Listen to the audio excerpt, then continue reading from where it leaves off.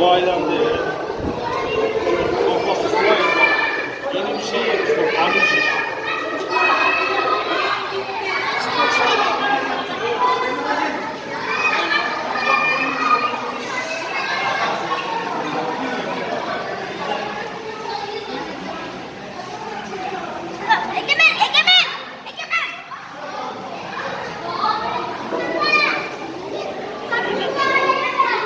Pardon, buyurun.